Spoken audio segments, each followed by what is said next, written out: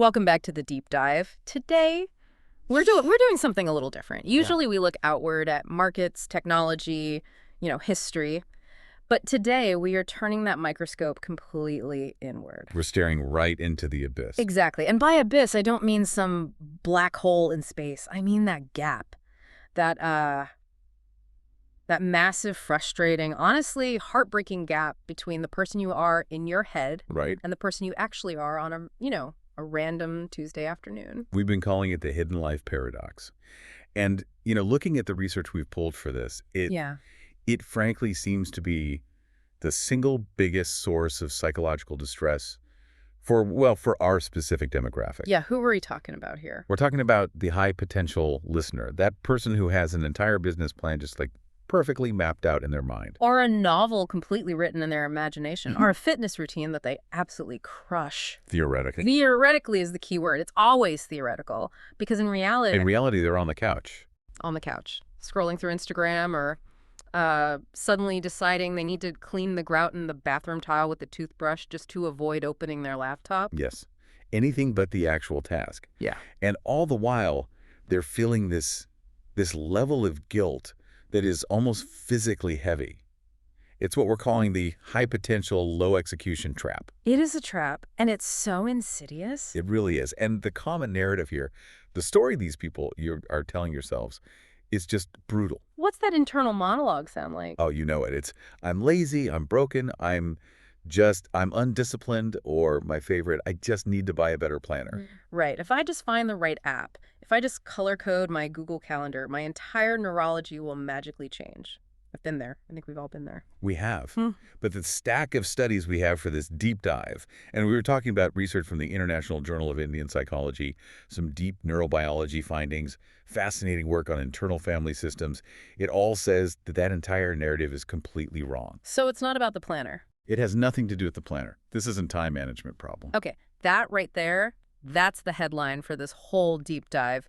This is not a time management problem. So if you're listening to this and you feel called out, if you have a project you've been meaning to start for 6 months or a year or longer, then stick with us. Yeah, stick with us. Our mission today is to completely dismantle that internal dialogue that creates this paralysis. We're going to look at the neuroscience of the freeze, why your brain is, in a weird way, actually trying to protect you by ruining your life. Yeah, it's a very misguided attempt at protection. And then we're going to give you a toolkit, a real practical toolkit to break out of your head and get back into reality. And spoiler alert, the solution has absolutely nothing to do with trying harder. Which is good, because I think most of us we're so tired of trying harder. It feels like you're pushing a massive boulder up a hill every single day and it just rolls back down every night. Well, and what the research shows is that trying harder often makes the mechanism worse. It's like flooring the gas when you're stuck in the mud. Just dig yourself in deeper. Exactly. What we're actually dealing with here, according to the source material, is an emotion regulation failure. Okay, let's unpack that immediately, because emotion regulation failure sounds clinical. It sounds like something that happens to a toddler throwing a tantrum in a supermarket. Right. But you're saying this is what's happening when I'm, a 30-year-old professional putting off a single email for 3 weeks? That's precisely what's happening. And I know it almost sounds insulting, but the sources, especially the analysis by researchers like Sirois and Peichel, they're crystal clear on this. Procrastination is not about being lazy. That's a huge point. It is, because truly lazy people don't care. Yeah. They're fine with doing nothing. They sit on the couch and they genuinely enjoy. The people listening to this, they care too much. They're agonizing over it. It's not a peaceful rest. It's a deeply stressful avoidance. You're relaxing, but your heart rate is at 120. You're not relaxing, you're dissociating. Procrastination is a coping mechanism. It's a way to deal with stress, anxiety, and, the big one, self-doubt. When you procrastinate, you aren't avoiding the work. You are avoiding the feelings that the work provokes inside you. That is such a critical distinction. Yeah. So I'm not avoiding the spreadsheet because I hate Excel. No. I'm avoiding the spreadsheet because opening it might make me feel stupid or No. incompetent or overwhelmed. Exactly. Or the fear of boredom, which is a big one, or the fear of failure, or, and this is a sneaky one, even the fear of success and what that might mean. It's all an emotional trigger. Okay. And this brings us right to the first major concept we have to explore to really get why we do this to ourselves. We need to talk about the internal simulation versus reality. This is the part of the research that, I'm not going to lie, it just explained my own life to me in a way that was deeply uncomfortable, but also incredibly clarifying. It's the mental fantasy concept. Right. It turns out the brain is a bit of a trickster. It's a con artist when it comes to planning. It is. And to understand this, we have to talk about dopamine. Now, everyone sort of knows dopamine. It's the reward chemical. Yeah, the sex, drugs, and rock and roll molecule, the thing you get from likes on social media or eating a donut. Right. But biologically, dopamine isn't just about pleasure. That's a bit of a misnomer. It's really about craving and anticipation. Your brain is it's incredibly efficient, or maybe inefficient, depending on how you look at it. So? It releases dopamine when you anticipate a reward, not just when you actually get it. The anticipation is often more potent than the reward itself. So let's play this out. I'm lying in bed at night. I should be sleeping, but I'm not. I'm not working either. But I am thinking about working. Yes. I'm visualizing this amazing project I'm going to launch. I'm seeing the finished product. I'm imagining the launch party, the success, the applause from my peers. And your brain is loving it. Yeah. It is just bathing in dopamine. You are getting a chemical hit, a real biological reward, just for imagining the success. So my brain gives me the gold star without me ever having to leave my bed. That is what we call the internal simulation. You are living a successful, productive, brilliant life entirely inside your head. Mm-hmm. And in there, it feels safe, it feels controlled, and biologically, it feels really, really good. It's almost like, I don't know, productive daydreaming. Or if we can be crude, it's kind of like mental masturbation. That's exactly what it is. Yeah. A perfect, if crude, analogy. Mm-hmm. Because it feels like progress, but it achieves nothing in the real world. You are satisfying the psychological itch for achievement without enduring any of the physiological cost of the actual work. You get the high without the hangover. You get the high without the hangover.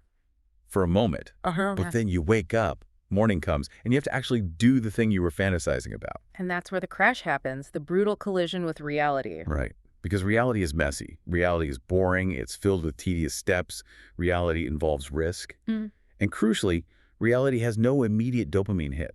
In fact, starting a hard task often triggers the exact opposite. It triggers pain. It triggers what the literature calls the hedonic shift. A hedonic shift.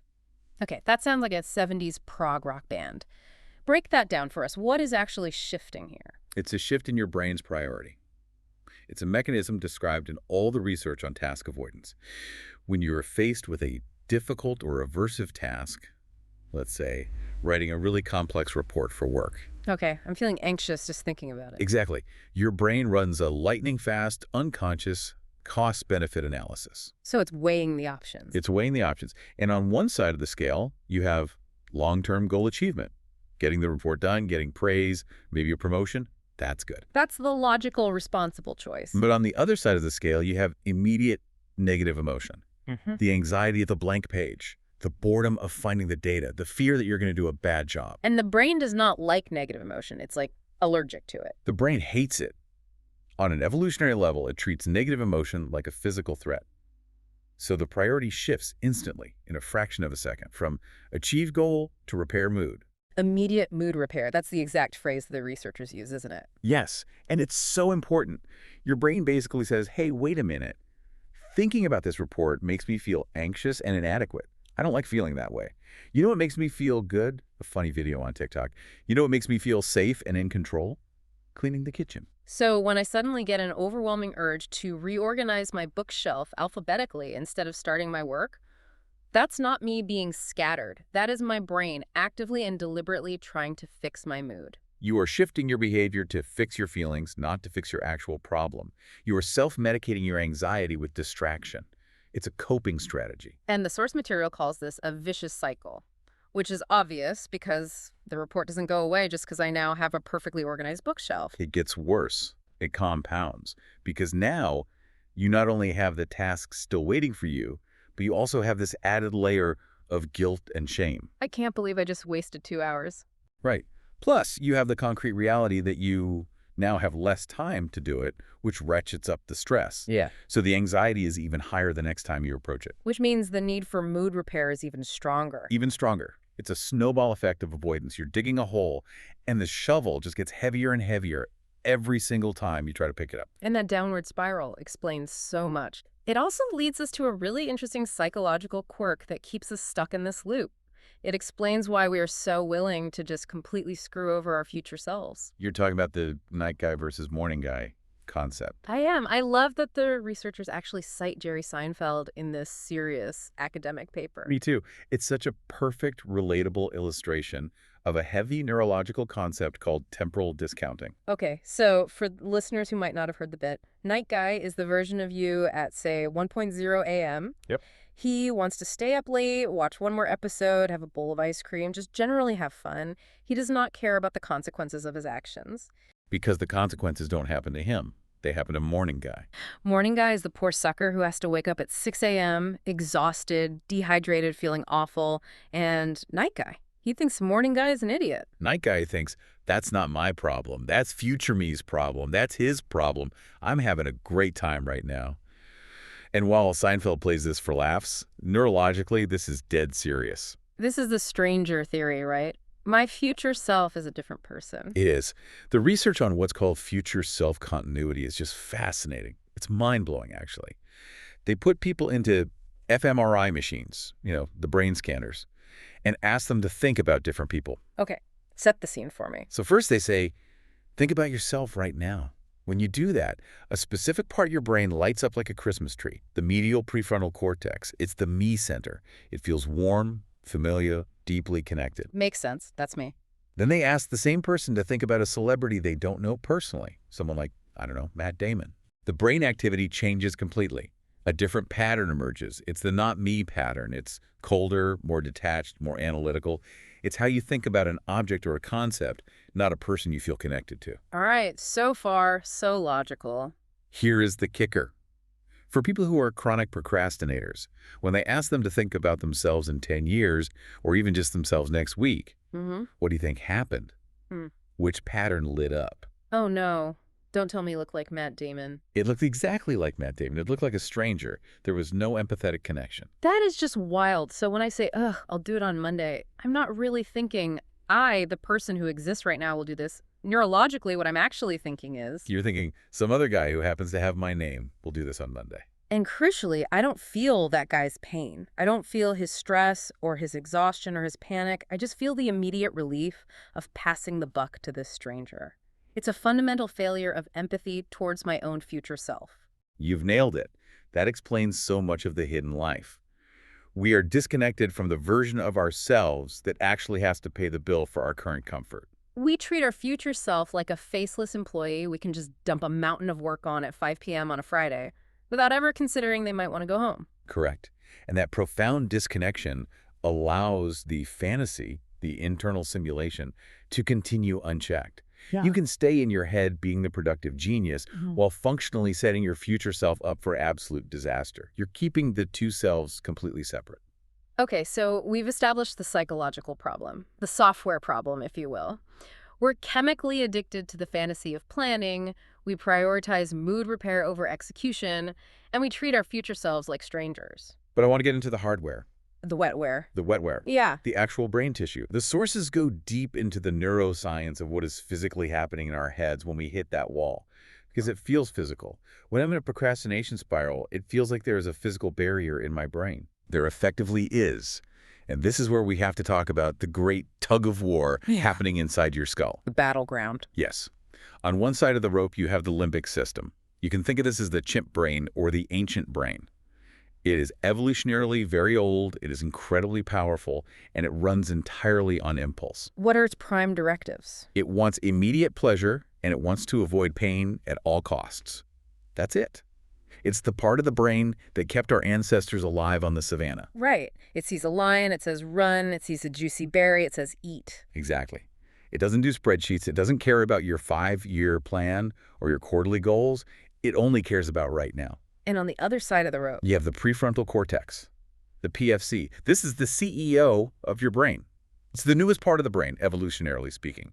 It sits right behind your forehead. And its job is? Its job is everything the chimp brain isn't. It handles planning, complex decision-making, long-term goals, and most importantly, impulse control. It's the part of you that knows you should write the essay now because you want the degree in 3 years. So in a healthy, functioning brain, the CEO is in charge. The chimp makes suggestions, let's eat that cake. Yeah. But the CEO makes the final decision. In an ideal world, yes. The CEO says, thanks for the input, chimp, but we have a deadline. But in the procrastinator's brain, the CEO is getting consistently overruled. It's getting hijacked. This is the amygdala hijack. The amygdala hijack. Let's walk through it. So you sit down at your desk, you're about to write that difficult email we talked about. What The happens? stomach gets tight. My palms might get a little sweaty. Right. You think about the task. Maybe you're unsure how to phrase it. Maybe you're worried the recipient is going to be angry or disappointed. That uncertainty, that potential for social rejection. The amygdala, which is your brain's little threat detector, perceives that emotional uncertainty as a life or death danger. But it's an email. It's just pixels on a screen. It's not a tiger in the grass. Your amygdala doesn't know the difference. It's an ancient system. It only speaks the language of cortisol and adrenaline. It sounds the alarm. It starts screaming, danger, danger, possibility of social rejection, possibility of failure, threat to ego. And when that alarm bell starts ringing, The limbic system goes into full-blown panic mode and overrides the prefrontal cortex. It effectively cuts the power to the rational planning center of your brain to divert all resources to immediate survival. And in the modern world, survival looks a lot like fleeing to Netflix or Instagram. it's a classic fight or flight response. Exactly. But here's the thing. You can't punch the email in the face. Fight. And you can't literally run away from your computer. Flight, though many of us try by going to the kitchen. So you go into the third state. The third F, freeze. And this seems to be a major focus of the source material, especially looking at it through the lens of polyvagal theory. We often talk about procrastination like it's relaxing. Oh, I'm just chilling, I'll do it later. Yeah. But for the people we're talking to, is it ever actually relaxing? God, no. It's agonizing. You're sitting there, your chest is tight, maybe you're sweating a little, your heart is racing, you're scrolling on your phone, but you aren't even really seeing what you're looking at. You're just swiping blankly. It's a very stressful state of rest. That is not relaxation. Right. That is what the theory calls functional freeze. Define that for me. What does that mean functionally? It's a state of high sympathetic arousal. Your nervous system has pulled the emergency brake. Imagine you're driving a car. You stomp on the gas pedal as hard as you can. That's your anxiety, the I have to do this, the deadline is coming, screaming in your head. Okay, high energy. But at the exact same time, you stomp on the brake pedals just as hard. That's the fear. But I can't do this. I'm going to fail. So the engine is revving at 6,000 RPM, the tires are smoking, but the car isn't moving an inch. And eventually the engine floods.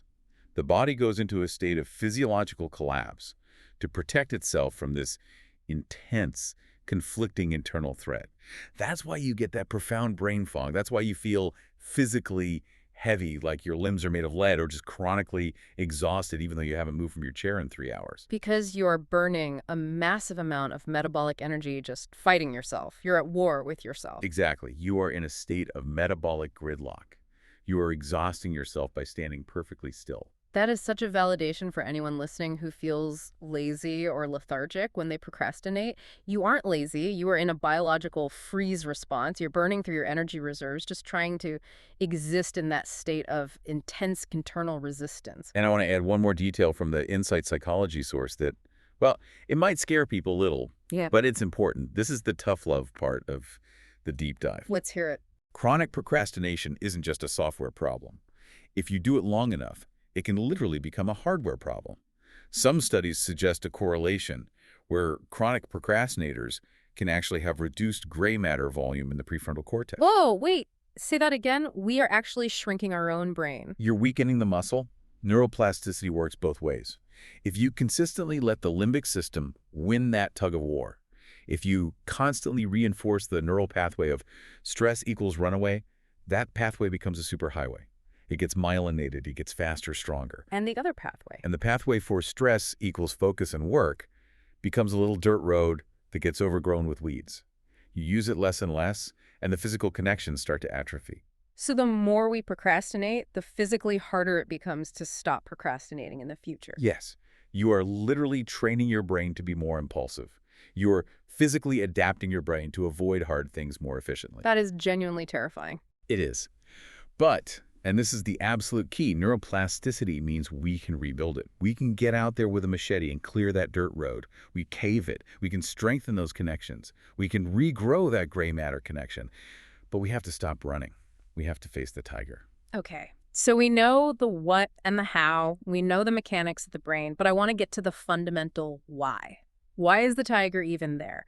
Why does a simple email trigger a full-blown survival response in the first place? For ambitious people, what is the threat? For ambitious, high-potential people, the tiger is almost always their own ego. This brings us to self-handicapping. The sources went deep on this, and I feel like this is going to be the red pill moment for a lot of listeners. This one might sting. Self-handicapping is a brilliant, if deeply twisted, defense mechanism. It's a way of proactively manipulating the attribution of failure. Let's set up a scenario. You have a big exam or a huge presentation at work. Okay, high stakes. High stakes. Now, option one, you try your absolute hardest. You study for weeks. You prep everything perfectly. You give it 100% of your effort, and then you fail.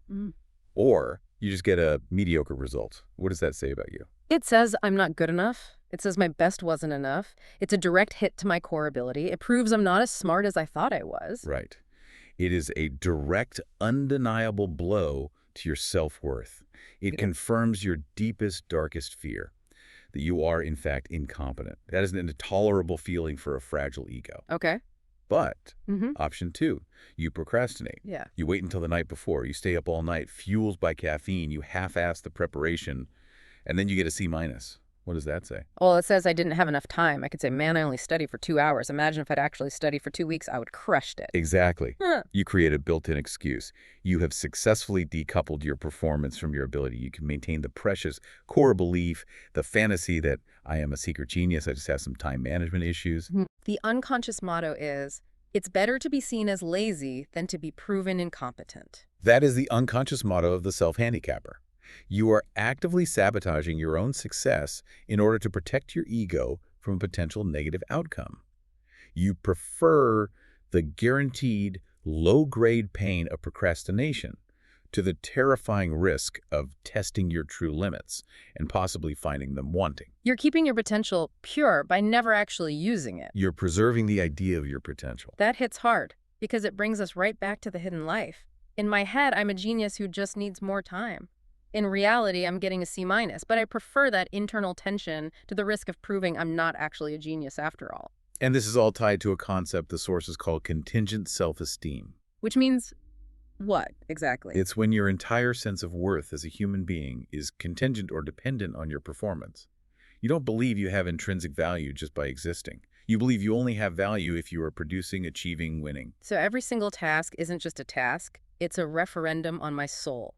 Precisely. It's a judgment. If I fail this email, I'm not just a guy who wrote a bad email. I am a failure. With a capital F, I am fundamentally worthless. Well, no wonder the amygdala sees a tiger. It's not a task. It's a trial for my very right to exist. The stakes are impossibly existentially high. And when the stakes are that high, it leads to all those cognitive distortions we saw in the research, like from the Fisher Institute material. Yeah. The classic all or nothing thinking. If I can't do this absolutely perfectly, there's no point in even starting. Right. Or catastrophizing. Yeah. If I mess up this one presentation, my boss will think I'm an idiot. I'll get fired. I'll lose my apartment. I'll become homeless, and I'll die alone under a bridge. It sounds so ridiculous when you say it out loud like that. But be honest with yourself listening to this. That is the lightning-fast logic chain that fires in the anxious brain. It goes from typo to death in 3 seconds flat. It really does. It's like a slippery slope covered in grease. And I want to bring in the internal family systems, or IFS, perspective here for a moment, because I think it adds a really compassionate and useful twist to all this. It stops us from just demonizing ourselves for this behavior. Right. IFS talks about parts of our psyche, not one monolithic self. Yes. And from an IFS perspective, your procrastination isn't a bad habit that you need to beat out of yourself with a stick. It's what's called a protector part. A protector? Wait a minute. How is ruining my career protecting me? That doesn't make any sense. Think about it from its perspective. There's likely a wounded part of you, an exile in IFS terms, that holds deep, profound shame. Maybe from a time you were harshly criticized as a kid, or a time you failed publicly, or a time you felt stupid and exposed in front of the class. That part is terrified of ever feeling that specific shame again. So there's a part of me that is essentially traumatized by failure or judgment. Exactly. And the procrastinator part steps in like a hypervigilant bodyguard. It stands at the door of your consciousness and says, whoa, whoa, whoa, we are getting close to something that might lead to failure.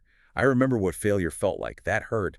That was dangerous. I will not let you feel that again. And its strategy for protecting me is distraction. I will make you scroll Reddit for 6 hours. I don't care if you get fired from your job.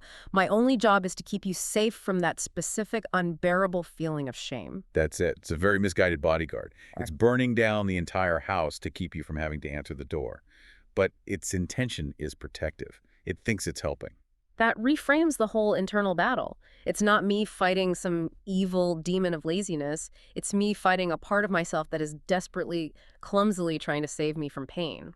And you can't fight a protector. You'll just get into a bigger war with yourself. Yeah. You have to understand it and reassure it. But we'll get to that in the toolkit section.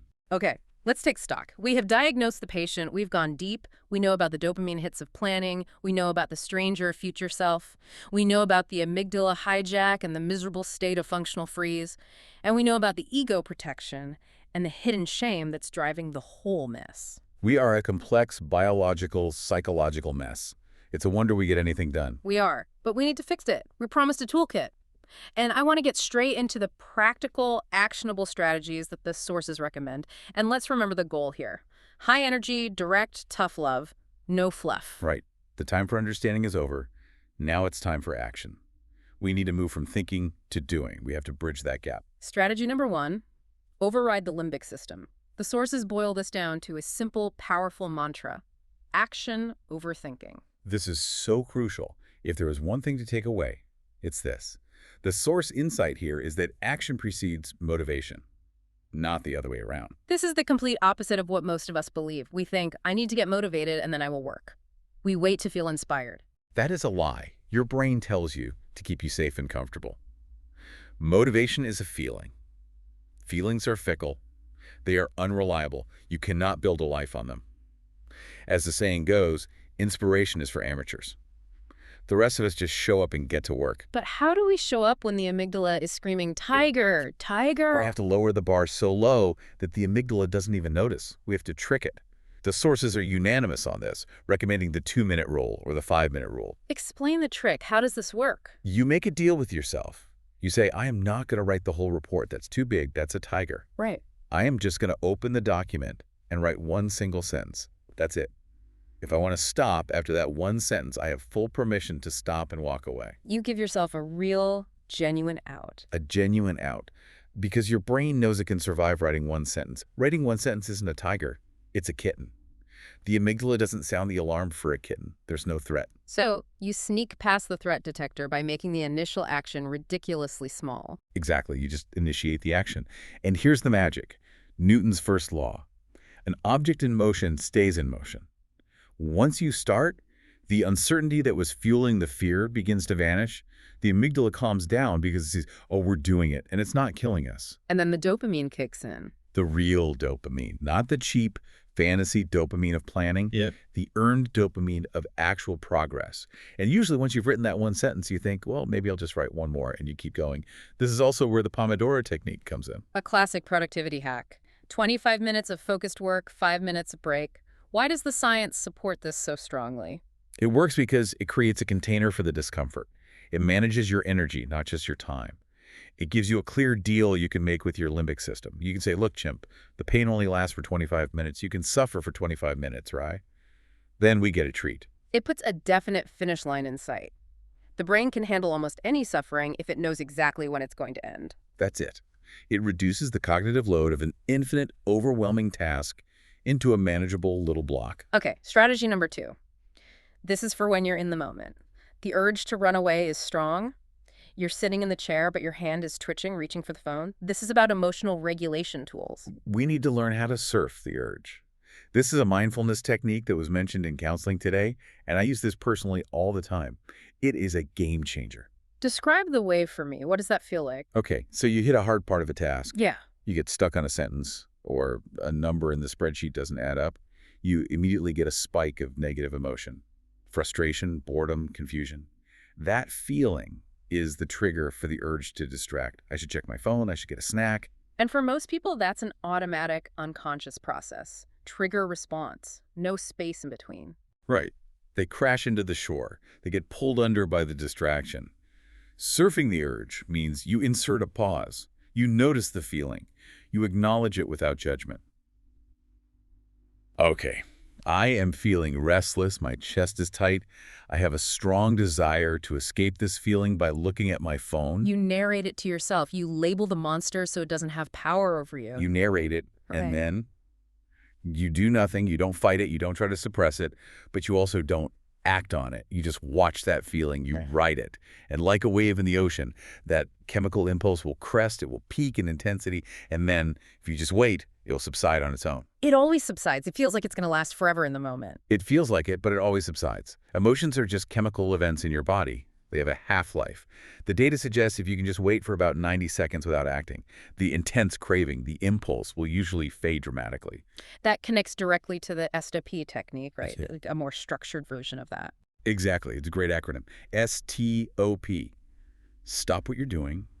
Take a conscious breath. Observe what is actually happening in your body and mind. And then proceed with a conscious choice.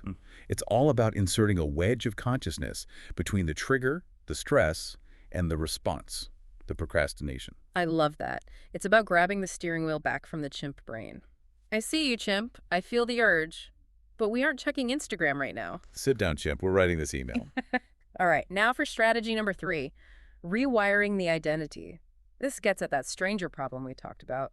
We need to actually introduce ourselves to our future self and make friends. We need to build empathy for that poor guy we keep dumping work on. The source suggests visualization, but not the feel-good fantasy kind we talked about earlier. Yeah. It suggests the 10-10-10 method. Walk us through that. What are the 3 10s? When you are on the verge of procrastinating, you stop and you force yourself to answer 3 questions. 1, how will this choice make me feel in 10 minutes? 2, how will it make me feel in 10 months? And 3, how will it make me feel in 10 years? Okay, let's do it. In 10 minutes, if I procrastinate and watch a YouTube video, I'll probably feel a bit of relief. Right. Short-term mood repair, the dopamine hit. Yeah. But in 10 months, if I've made this same choice every day and haven't started that business I'm dreaming about. Oh, God. Regret, stagnation. I'll feel like a loser. I'll be jealous of people who did start. And in 10 years. Panic. Deep existential panic. A wasted life. The horror of being in the exact same place I am now, just older. Exactly. You force your brain to engage with the long-term consequences right now. You drag the future punishment into the present moment. You make the strangers pain your pain so you're motivated to prevent it. That's incredibly powerful. It just kills the night guy buzz immediately. And cognitive reframing is a huge part of this identity shift, too. You Right. have to watch your internal language. Procrastinators tend to see things like, I have to do this. I must finish this. I have to pay my taxes. I have to study for this exam. That language signals a loss of autonomy. It signals that you are being forced to do something against your will. Your brain resists being forced. It triggers the rebel part of your psyche, the inner teenager, who says, don't tell me what to do. So what's the reframe? What do we say instead? You change, I have to. I choose to. I choose to study because I want to become a doctor. I choose to write this email because I am a professional who honors my commitments. I choose to exercise because I respect my body and want to be healthy. It moves you from victim mode into agent mode. It gives the control back to the prefrontal cortex, the CEO. Exactly. You aren't a slave to the task anymore. You are the master of your own choices. Okay, now for strategy number 4. And this is the one that I genuinely think will surprise our listeners the most. Because we started this whole deep dive by saying we need tough love. We talked about not being lazy. But the science says the single most powerful weapon against procrastination is actually self-compassion. I know. I can literally hear the eyes rolling. Every high achiever listening just recoiled in their seat. I don't need to be nice to myself. I need a kick in the pants. That's just soft. If I'm nice to myself, I'll just be lazy forever. I need the guilt. The guilt is my fuel. It's what gets me to work. That is the great destructive myth of our culture. But the data, specifically, a key study by Dr. Michael Wohl that's cited everywhere, says the exact opposite. They looked at university students who procrastinated on their first exam. Okay? Then they tracked them for the second exam. The students who beat themselves up, who said, I'm such an idiot, I suck, I can't believe I did that again, Yeah. How do you think they did on the second exam? I'm guessing. The conventional wisdom says they studied harder because they felt so bad about But it. procrastinated even more. Really? More? Significantly more. But the students who were taught to forgive themselves, the ones who said, okay, I messed up, that wasn't ideal, I'm human, it happens, let's figure out a better plan for next time. They studied more and performed better on the second exam. Why? That seems so profoundly counterintuitive. It goes right back to the shame loop. Why do we procrastinate in the first place? To avoid negative emotion. Right. So if you fail to study and then you beat yourself up, what emotion are you creating? More negative emotion. Shame. Guilt. Stress. Self-loathing. You are dumping a fresh wave of cortisol into your system. You are feeding the tiger. You are making the very act of thinking about studying intensely associated with pain. So what does your brain want to do the next time you have to study? Avoid the pain. Run away even faster. Exactly. Self-criticism is not a motivator, it's a procrastinogen. It just creates more need for immediate mood repair. It accelerates the entire vicious cycle. So forgiveness actually breaks the loop. It lowers the stress, which lowers the threat level for the amygdala, which allows the prefrontal cortex, the CEO, to come back online and make a rational plan. Self-compassion is not soft. It is strategic. It is a neurological biohack to lower the barrier to entry for difficult tasks. It's not about letting yourself off the hook for your behavior. It's about putting down the whip so you can actually have two free hands to pick up the shovel. That is a massive paradigm shift for so many of us. Discipline isn't about self-flagellation. It's about self-respect and intelligent self-regulation. Precisely. You don't scream at a scared child to make them stop crying. You calm them down so they can think clearly. Your brain is the exact same. Okay, we have covered a huge amount of ground here. We've looked at the dopamine addiction of planning, the physiological freeze, the intricate ego games we play, and now this toolkit to break out from the 2-minute rule all the way to self-compassion. It's a full system upgrade for your brain's operating system. It is, but I want to bring this home. I want to leave the listener with a final challenge. Because listening to this deep dive, It's passive. it's completely passive. It could, in fact, be another form of the hidden life. Right. You feel productive right now because you're learning about productivity, you're getting those little dopamine hits of insight, but you haven't actually done anything yet. The challenge is to recognize the choice you are making in every single moment. That hidden life you are living inside your head, the one where you are successful and disciplined and have it all figured out, is a simulation. It isn't real. And reality doesn't care about your simulation. Reality only respects action. The sources make a really poignant point about waiting for the perfect time. We're always waiting for the perfect mood, the perfect energy level, the perfect quiet moment when the stars align to start our great work. I'll start when I feel ready. I'll start on Monday. But a perfect time is a fantasy. It doesn't exist. It will never arrive. Waiting for it is an active choice to remain in the simulation forever. The only time that ever truly exists is right now, with all its imperfections, all its fatigue, all its annoyance. So here's the call to action. We want you to pick one thing, one single thing you are avoiding right now. Just one, not the whole overwhelming list. And we want you to apply the 5-minute rule. As soon as this audio stops, literally, as soon as the silence hits, do not check your email, do not get a snack, do not go to the bathroom.